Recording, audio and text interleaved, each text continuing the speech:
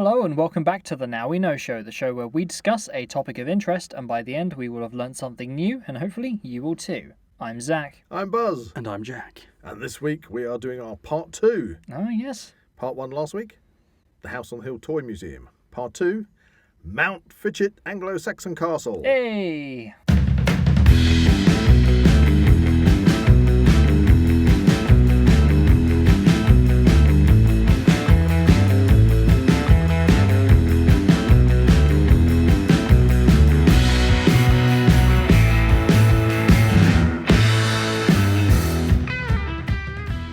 If you enjoy the Now We Know Show podcast, support Zak Wylde Productions on Patreon or join our members on YouTube for early access, ad-free content and exclusive episodes. Okay, so as a little recap, we went out and did a podcast, and we did it in 2 segments. We went to visit the House on the Hill Toy Museum, which was last week's podcast. So if you haven't listened to that, go and listen to it. It was great. It's very much the part 1 of That's the part 1. time. Yes, because it was the same trip, wasn't it? Exactly. And obviously we went to just go and see the House on the Hill Toy Museum, but when we arrived, we found we had to Do the whole package. Basically get the whole package, yeah. get the whole package. So we got the bonus of going around Mountfitchet Castle. I'm glad we did. Yes, I'm very really, much so. I wasn't looking to do that, but I'm glad we did. So first question is, what is Mountfitchet Castle?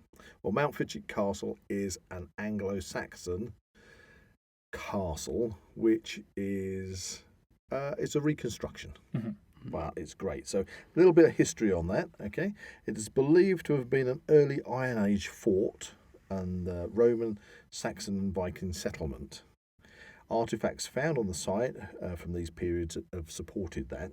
And then in 1066, the site was attacked by the Normans, and Robert Gernon, the Duke of Boulogne, built his castle at Mountfitchet, making it his chief seat and the head of his barony. Oh, that's a point. 'Cause yes, didn't we see like a reconstruction of that? Yeah, Big banquet table. and there is some evidence that Robert Gernon was a close relative to William the Conqueror, and that Robert Gernon, or Robert Gerno, as is referred to in the Domesday Book, came over from France with William the Conqueror and was rewarded with his lordship and several others in the county.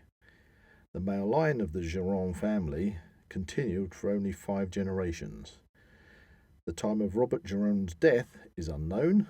William, his son and heir, dropped the name and took the name of Mountfitchet, which was used thereafter by the descendants. So there we are. So then it Explains. became known as Mountfitchet Castle. Nice. So we entered Mountfitchet Castle kind of through the back, didn't we? That's one way to put Because it. there's the main entrance. Yeah. Because normally that would probably be the thing that you visit first, Yeah, you as go- opposed to the toy museum. You go in the main entrance, which is like when you go to any castle, cathedral, places like that. Yeah. You usually go through where you pay to enter, if it's a pay to enter place, and they always sort of kind of steer you round to leave through the gift shop. So that's kind of the setup. You go to the entrance, you pay for your tickets, and you go through the gift shop to get there, and you come back through the gift shop. But that's where we went to the toy museum. And when we went there before, when you were a little kid, Yeah. you had to come back down the hill. Right. But they've now got a new entrance so that you can get into the castle from the toy museum. Which is, if you listen to the first episode, where the dinosaur would squirt you. It's basically, you'd had to avoid the squirting Yes. in order to get into If you haven't listened to that, we really do recommend it. avoid the squirting in order to gain entrance Yes. to the Yes. Good, the castle. good, You good d- you grief. don't, you Good don't grief. want to get us soaking from the stegosaurus. Anyway, So- enough about dinosaurs. We found a back entrance. Yes. And we went in there. Now, there was immediately a section that wasn't there before. And what was that? Well, that was that kind of indoors place. Oh, yes. Yeah, there was Where- like a. It was A almost. mine? It was Yes. almost similar A to the. mine? And they call it a mine? It was almost similar to the haunted house in the toy museum to an Yes. extent where you Yeah. could kind of walk around in the A dark. bit more informative and Yeah. less jump It scary. was a kind of a wooden building with very small passageways through it. Yes. And then you could have these window areas you could look through Yeah. into.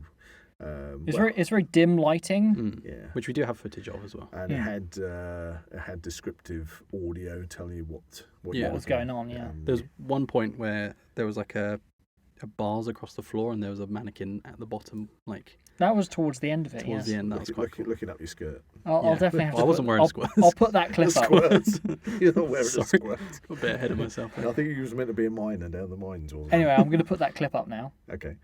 More than 1,000 years experienced the more sinister side of castle life. On your left, you will see the miners tunnelling for coal and other minerals.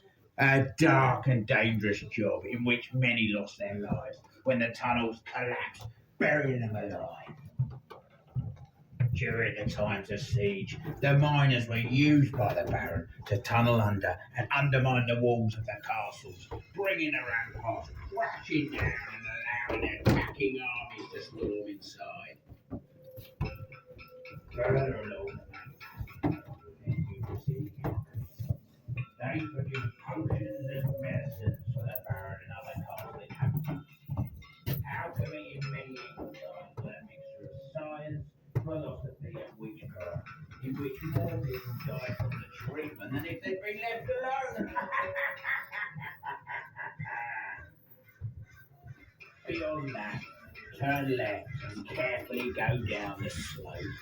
You will smell the stench of the Black Death victims' graveyard, which swept across medieval Britain, killing 60% of the population, carried by fleas and infested rats, which still lurk in these tunnels. Later on, you will visit a rat and a tavern, and read about all here will put a castle's baron to provide transport for the castle, and also in time to see if the castle came under attack. It's a dreadful, dark, and dangerous job in which many diggers were buried alive or drowned. There we are. Okay, so that was good fun because that wasn't there before. So we No. had a good old wander around that. Yeah, it's kind of That's kind of our like an first offshoot from like a river. It kind of led down to like a big It wheel. had a water wheel. That was and really, a really dunking nice. stool. Dunking store, yeah, for those witches, Yeah. just to see if they weigh the same as a duck. And talking Bad. about She turned me ducks, into a newt. talking about ducks, there was a lot of wildlife there, which was really nice. I think that's one of the things that I love about Mountfitchet Castle, because what you've to put it into perspective, to try and describe it to the listeners, is that it is on a hill, and it's a palisaded wooden palisade. So you've got this wooden palisade around, encompassing the whole of the castle. But the castle itself inside isn't like you'd imagine a Norman castle, a stone castle. It's made up of lots of different areas. So you've got the blacksmiths, you've got the farriers. Yeah, it's very representative of the time. You've also got this area, which we'll go through it all, but you've got the area where you've got the Baron himself, and he's got his it's kind of mead hall almost. his mead hall and his residence. And so when we came in through that back entrance in there and past that interactive building, you ended up coming sort of like into the back of the castle compound. Yeah. Yeah, and we were It's kind of like the main village area. Yeah, but the great thing is, because it's been built over the years, and they've obviously extended it over the years, it is just, I mean, it's literally like walking onto a film set, isn't it?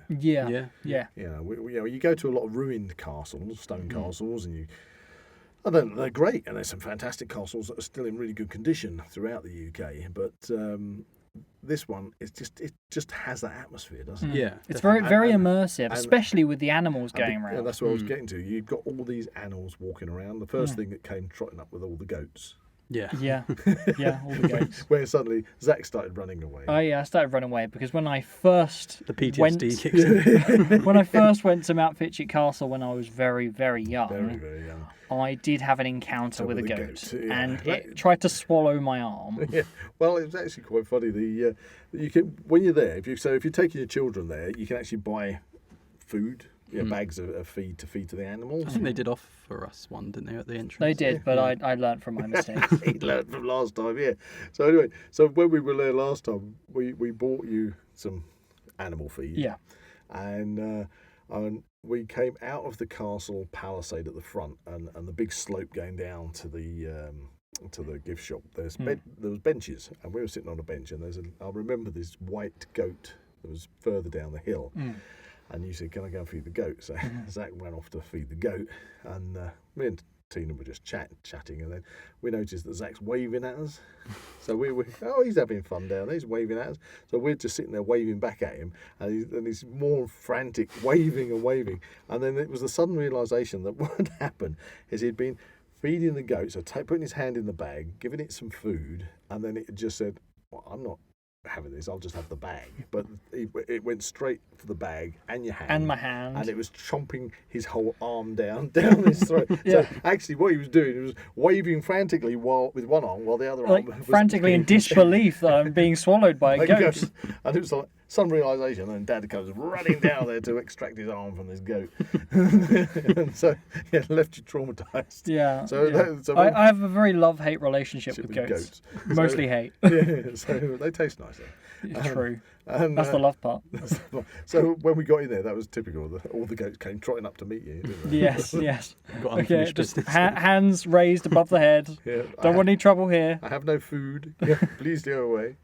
But they got deer. They got the rabbits. Yeah, that was nice seeing the deer because Yeah. I can't remember that from the first time I went. Yeah, they've got deer that are walking around in there. And the peacocks. The peacocks. There was Yeah, a few there was this one kid who was kind of picking up all the peacock feathers. And, Yeah. do you remember that? He was kind of like putting them in his backpack. Yeah, he was wandering around. He was there quite some time because obviously you could just recognise the same kid with all these peacock feathers sticking out of his backpack. But yeah, I hope he'd been picking them up and he hadn't been plucking the peacock. Yeah, they have got that. It's been a year for peacocks. Yeah. All this summer we have. We keep wherever we bumping go into to, there's peacocks. peacocks. We went to do a job at the house. There was a peacock sitting on the roof of the house. Yeah. I was driving. We went to the services the other day. Yep. Along that road from, like heading towards it, a peacock ran across the road in front of me. I was like, huh. There's another peacock. Another And peacock. then we go in places and hear them in the distance. And you think, there's a lot of peacocks in the UK, or at least where we live. And at Mountfitchet Castle. And at Mountfitchet Castle. And anyway, so Let's do a peacock podcast. Do we have any peacock specialists? Yeah, we need a peacock specialist. So anyway, so we're in the compound of the castle, and where we came in, they had a big rabbit warren. Did you notice that? Not so much. No? Oh, right. Well, that was one of the things that I was fascinated in, because they got this huge rabbit warren at the back of the castle. So where you went up and they had the cow sheds. And, Oh, right, yeah. I think Okay. they had a timber part where they were a log cutting pit with a saw where somebody was in the pit and the saw going up and Yeah, down. we've got some funny pictures of that. And they and you've got a big rabbit warren, as I say, because that was one of the things you would do is when you had a settlement, you would have a rabbit warren within the palisade. And why would that be? Because obviously rabbits breed very quickly, so you've got an infinite immediate supply of food. rabbits. Okay. but Agriculture. no, but it means that you've got food on tap. So rabbits, you can just let them run around, do their own thing, and when you want a rabbit, you can take a rabbit. Num. But what I will say about rabbits is there is a thing called rabbit starvation, where you can actually die from eating rabbits. When it used to be a thing, not a thing these days. I don't think this particularly comes up. But I mean, nobody really eats rabbits nowadays. Can die from eating rabbits? Yes. yes, So do they carry some kind of... no. It's because it was well documented at the time when the pioneers were in America, where people were trying to find the way across America and strike there, and you got the old mountain men trying to find their way out, and they'd find them with their journals, where they'd written the journals and they were dead, and they were, in the journals it would say that they were starving to death, yet in their journals they said there was a fantastic supply of rabbit, and they couldn't understand why. Put it simply, that rabbit starvation is that rabbit is a very, very lean meat. Right. Hardly any fat. So it doesn't have So much. it's just protein. Right. And what they were doing is, because they didn't have a very good understanding of what vegetation you could eat, they were literally just eating rabbits and starving themselves of fat, starving themselves of minerals and I vitamins, see. and so they were giving themselves all sorts of different kidney problems and literally starving themselves to death because they were having a really high protein diet. So if you want to lose some weight, just eat rabbit. Just eat rabbits. So there you go. But that was the thing. But it's called rabbit starvation. But And now we know. now we know. But yeah, so it was really good to see that this rabbit warren was there, and it's a live warren in the castle. Yes. So they've got all the rabbits that are just doing what they would have done do their own from thing. centuries ago. Yeah. They would have done what we were witnessing, just having a rabbit warren and bouncing in and out and around about the place. So what were some of the main parts of that kind of main area? Because I know that we had a lot of fun with like the stocks. Yeah, there's a few stocks about that you Yeah, could. because you had the punishment pits, didn't you? Where people were chucked into a pit. Some skeletons. Some skeletons. There was also Stuff, yeah. another. Did you go in that building? Because these are all wooden-built buildings, so wooden structures with thatched roofs. So he builds up this kind of idea of what it looks like. So these fantastic thatched roof buildings, all handmade. And there was one where somebody was being tortured in one of them. Yeah, over like he was on like a wheel or something. Yeah, Yes, the like a death wheel. Yeah. And it was because if you'd been caught hunting, They had a bit of a recording about it that you'd I'm have not like hands and stuff cut off. I'm not sure if they were like triggered by when you walked in, but it seemed like if you walked into one, it would kind of trigger the audio to play. I'm not sure if maybe it was just on a loop or something. I think it was motion sensors. Yeah, that would make sense because every time we walked in and there was no one else in there, it would kind of start the thing, which I thought was quite cool because you could walk in, have a look around, and then hear a little bit more about what. Yeah, what the because structure it was is.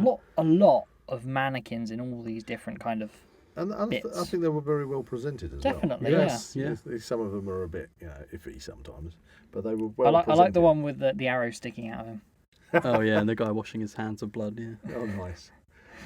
Was that in the Nice wholesome one. Was that like in the Barber Surgeons? Was it? That was kind of Yeah. out towards the back Right. sort of area. Oh, I must have missed that. But yeah, so you got all these areas, and we just happened to come in at the point where you had the stocks, and you also had the cage. Oh, I did go in the You had cage. to go in the cage and get hung You from a did. tree. We have got photo evidence Well, of Zak I in the didn't get cage. hung from a tree, but I did go in the cage. I think there was one hanging from a tree, wasn't there? Yes, a mannequin. Yeah, there was a mannequin in it. Yeah, and but yeah, so you got all the kind of like all the different trades that you needed. It was to very have, representative. because you had the say we've already mentioned the log and the plank splitters, and you had the blacksmiths, which was again great to see because all these things were all set out and they had fantastic displays of That's all it, the yeah. tools, and they had a fire going as well, didn't they? Yeah. In the main area, they had a fire that was ticking over, which gives you that wonderful smell. You came and you went, reenactment.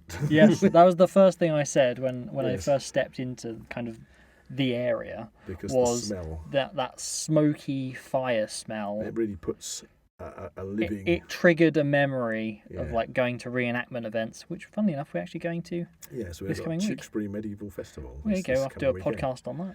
And yeah, so the displays were super great. And to a degree, there was a lot to kind of interact with as well. With like in front of the blacksmiths, you had lots of helmets that me and Jack we were 'cause you we were tried them. taking lots of selfies, trying on all the different like chainmail and things like that. Oh yeah, because they're chainmail bits. Yeah. In fact, it's not actually called chainmail. That's a Victorian term. Oh, okay. It should just be called mail. Oh, now we know. Now we know. Or if you were Vikings, it would be Odin's web. I quite like that one. Yeah, Odin's web to protect you. But you're talking about the interactive parts of the Mountfitchet. I think that was great. I mean, we didn't do this. Well, I didn't do this, but I noticed you guys did in a kind of a way. If you've got kids, they have this kind of treasure hunt for the different stamps. Oh yeah, the stamps. Oh, I remember the So stamps. you've got like yeah. these stamp points. And like some of them, littered around, yeah. And they were like up the towers in the palisade wall. So and just to make sure you would visit all of the different things, you which got- was really I nice. suppose. What did you see anybody doing it? 'Cause the reason I noticed you were doing it because you had stamps all up your arm. Yeah, that was fun. I did want to put one on my forehead. Oh, right. Yeah, so But I didn't go that I far. presume you must get some kind of like booklet that you got to find all the places and the stamp. Now you say squares. that There was in the toy yeah. museum there was a similar thing. there like was a similar thing in the like toy a museum. bingo Yeah. type thing where it gave you like a grid of loads of the artifacts in the toy museum, and you could You had to go and find As them. you go like around, a treasure hunt. Yeah. which was Ah, right, nice. well, that's great for the kids. I did like I noticed the stamp thing in Mountfitchet, and I just thought, that was great for the kids. Recounting that, I think I may have done that on the first time I went as a small kid. Small kids. All right, okay. But that is really good. So anybody with kids out there, that kept the kids really busy trying to find it. It's a treasure hunt. And you also had a lot of interactive stuff within the castle grounds as well, didn't you? Well, like sort of mini game type things. Yeah, because you had trebuchets. Yeah. You had the that kind of jousting horse. Do you remember that? Yeah. Jousting, I did have quite a hilarious photo on that. That was the thing. I was charging off, because you guys were doing your own thing. Well, I was going to say it's quite a vast area, and there was times where me and Zak would wander around and not see anyone else because I mean it was a Saturday as well. I'd have expected it to possibly be a bit And I mean, busier. do you remember when we went up to that kind of high kind of lookout point, and you could literally just look across like almost the entire area? And here's a clip.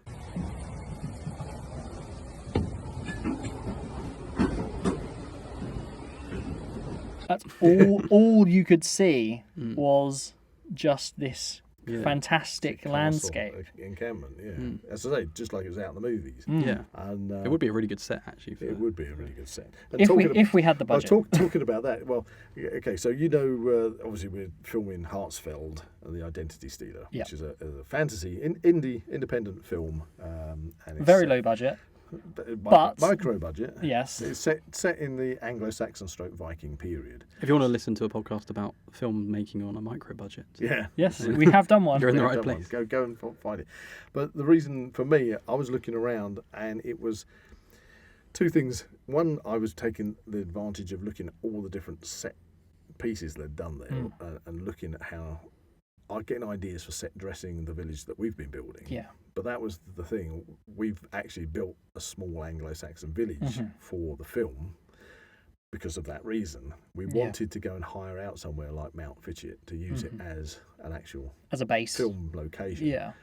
Don't have the budget for it. Yeah, definitely. There's another village. It would have been lovely. There's another village amazing. called Westow, which is another similar type village. That would have been absolutely fantastic. But don't have the budget for it. So being me, being the Holland family as we are, it's like, okay, if we build it, they will come. They will come. And Jack was been helping us over the past year, and we've built this Anglo-Saxon village, and it looks fantastic. And there's still a few bits and pieces just to do it, but mostly we're getting ready to set dress it for the filming. And so, that was the point. You say it was a film set, and Jack, you said it would be fantastic as a film set. Yes. Yeah. We had at one point thought about using that as a film set, but we just don't have the budget for it. But it is just so fantastic. I mean, as you get up one of those towers and look over the whole place, you can just imagine people walking about there. I wonder if they do any reenactment events there. I don't think I've been there when I've seen anybody doing any. Because that would have been really cool. That would have been something I would have said as possible improvement.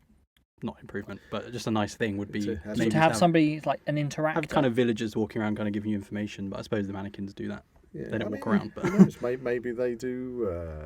Have to have a look at their website, but maybe they do have events and things. There. I'll just put a link in the description to the website. Otherwise, we'll just have to get dressed up in our Anglo-Saxon / Viking gear and just turf up there one day. I mean, we'll wait for the toy museum to have a kind of rejig. And then we'll go back. We can wander around Mountfitchet, and people will begin to say, can we have your photograph? Of course you can. Of course you can. It's £5, please. £5. That's it. £5, £10. Pay for our tickets. We're also doing a podcast. If you want to be involved.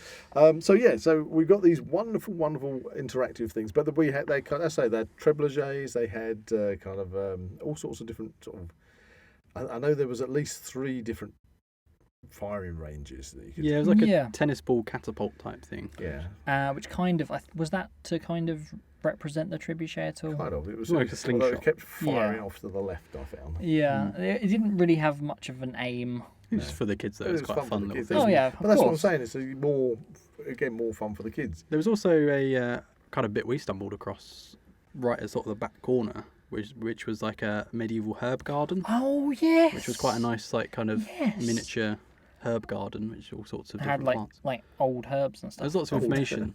Lots of information on the plants that were there, and a nice seating area, which was quite. Yeah, it was quite cool because it was kind of under trees. Was that over by the main manor?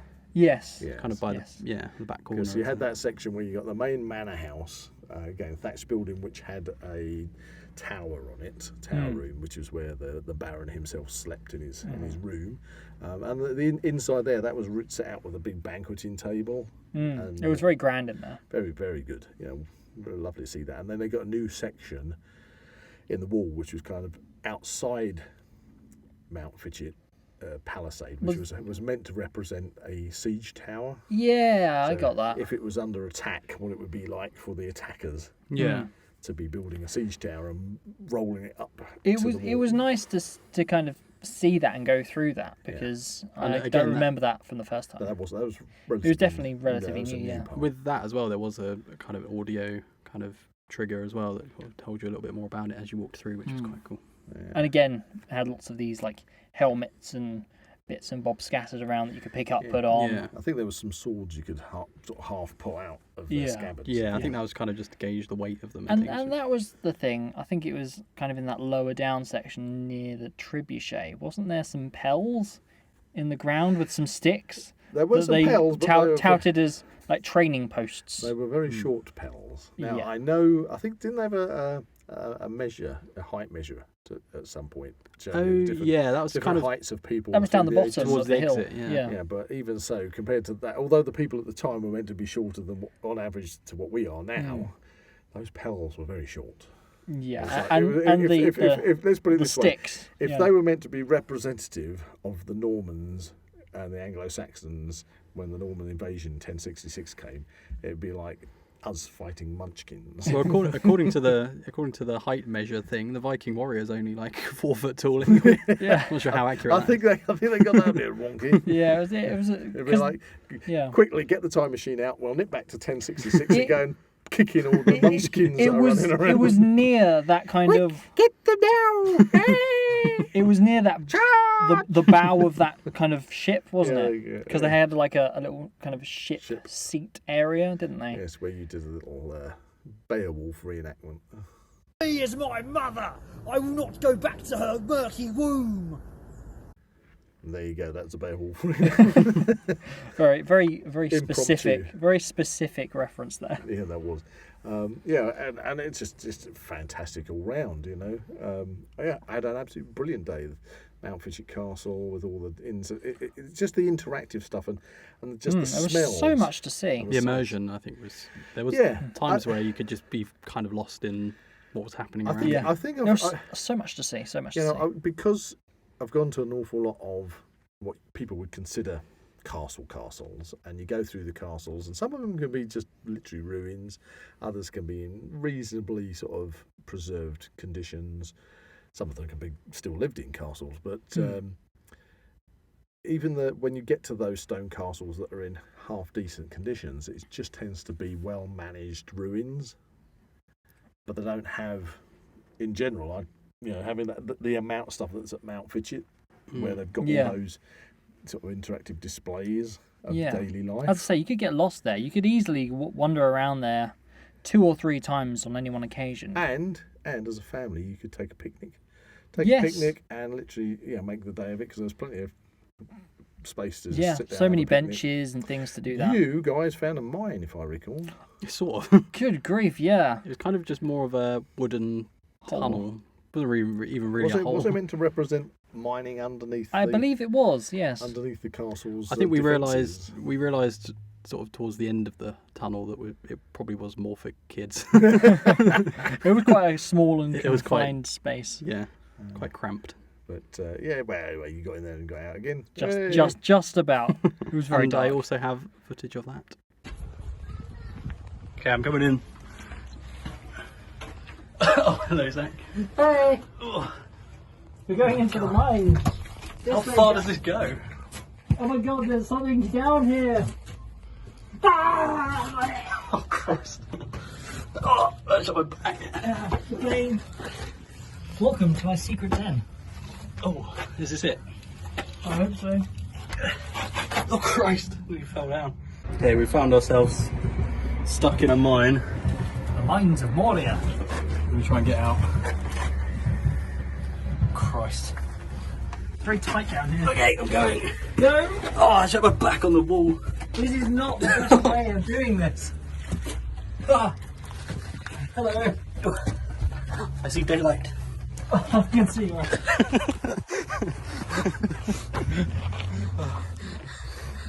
We made it. We're alive. So, what would you say stands out as like your, The main. wow factors of going there? Now, are we talking the whole experience, including the toy museum, or just Mountfitchet? I think since this episode is about Mountfitchet Castle, we'll just stick with Mountfitchet Castle at the moment. There was actually, what I forgot is they've got that grinder for the corn. Oh, I remember that. Yes, because I remember. Somewhere I've got a photograph of you as a little toddler. Yes. It was like it's Conan, the Wheel of Pain, And, then And we did recreate that. we recreated it, got a picture. And that brings up a memory. Don't you remember that I think the reason we went there initially as a kid was to kind of make a school project? Yes, you did a school project. We all about Anglo-Saxon Put some life. pictures and stuff together on this massive kind of cardboard Yeah, it was a display. frame. Yeah. Display for And one of your I school got projects. top marks on that. So I was pretty happy about that. There you go. So anyway, back to my question though. Within Mountfitchet Castle, what's your highlights that stand out? I'd probably say I really quite enjoyed the very first bit we went to, the dark side of medieval castles. I think they mentioned with all the pits and things. Pits and Yeah. and the skeleton. I like seeing the animals, kind of that added to the sort of immersion. Yeah, the live animals was great. Yeah. I like the cage. You like being in the cage. That says more about you than we should know. Yeah, that's going down the wrong.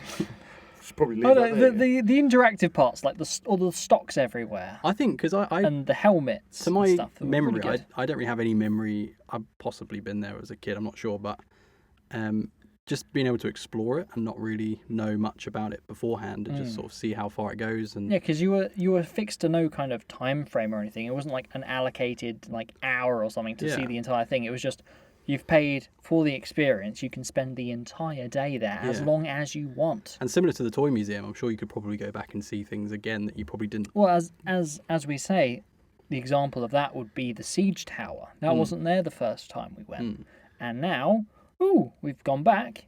There's a siege tower. Even all the audio clips and things that you probably don't get a chance to listen to, every single one of them, you could go around and listen to those and get more insight. So.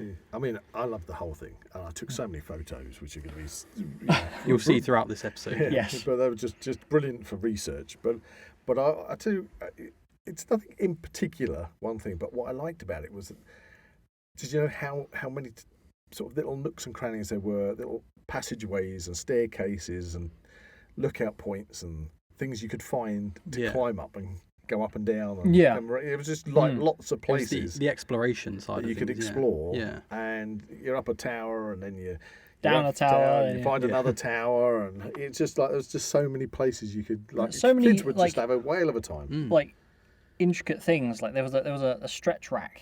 Yeah. That we found. Yeah. Put him on the rack. And again, they had that toilet you sat on, and we took some rather hilarious photos. of me sitting on the loo. Q1 now. I was wearing my underpants. For the first one, for the first picture, we won't see the other. Maybe for the OnlyFans exclusive. No, they got loads of. It was just like crazy. Good fun. Listening to what you guys said, I think I missed a couple of bits myself now because I don't remember a guy with an arrow sticking out of him. We said the same thing about the toy museum. There was so much to see. Yeah, all in all, I think I don't know what it was. You'll have to look at the website, listeners, to find like a family ticket price. That was my next question. What do you think it was worth? The price we £16 paid? For the people out there that are looking to visit. It was £16 for an adult. So full adult, £16. I'm thinking even if you split that down the middle and said it was £8 for the toy museum, £8 for Mountfitchet Castle, I actually think that's a really good price. Yeah, and we made a lot of we got a lot of sort of time out of it as well. What do you get for that money these days? I mean, £16. The experience alone, just seeing it all. Photo opportunities and things like that. Yeah. I mean, the photo opportunities. Brilliant. And then again, with the photo, it wasn't that busy when we went. No. Which meant I got loads of photographs that had no members of the public in it. Yeah. There's a good picture I got of you when we were up on one of the towers. Yeah. I got a picture of Buzz standing in front of one of the structures, and it's just there's no one else to be seen. Just to give it a sense of That's scale. me Yeah. lording it up, lording it up at my manor. That sort of goes to show that it was quite. It might have been busy in quotations. I mean, there but were people around. Don't get me but- wrong, but they were spread out. because it's such a wide space where you can explore all sorts of different things. Everyone was very At much your spread own out. leisure, which was Yeah, really nice. yeah. I would say if you're going to go there, plan. Obviously, you're going to get the ticket, and the ticket's going to get you access to both. Both of the Do not areas. skip out on the toy museum. Yeah, don't skip out. It's the toy museum. definitely worth it. If your mind is I'm going to go and see Mountfitchet Castle, and you've not thought about the toy museum, definitely go to the toy museum. Seize the opportunity. If you're going to go to the toy museum and you haven't thought about the castle, then I say exactly the same.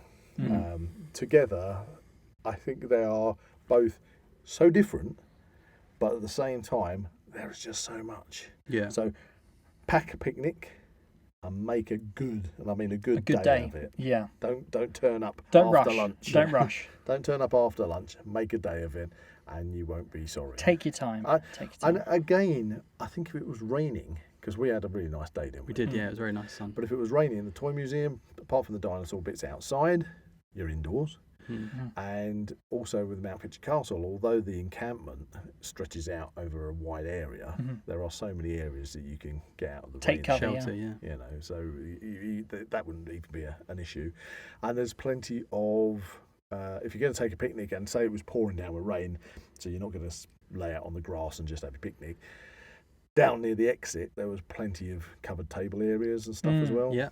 You know. And they've got a cafe there. And just to round off the day, we got an ice cream as well. Yeah, we got an ice cream at the cafe. It was a bit melty.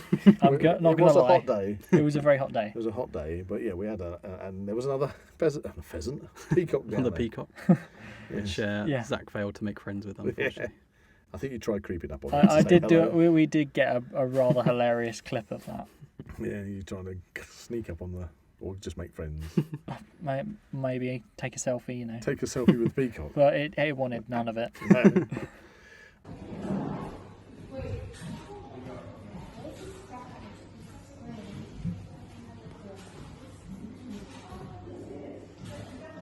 And yes, and they had got some lovely fallow deer there as well. Yeah, I think I mentioned that earlier. Which I got a photograph of. So Did you? there Did you go. get a good picture? Cue photo of fallow deer. Because when we initially went there, they were there and we saw them and we looked to Yeah, kind people of were go and feeding see them, them. weren't they? But when we actually turned up to see them, they'd kind of They'd gone and wandered hidden off away. into the forest. Yes. Yeah, because there's a bit of woodland around the side of the castle area. Yeah.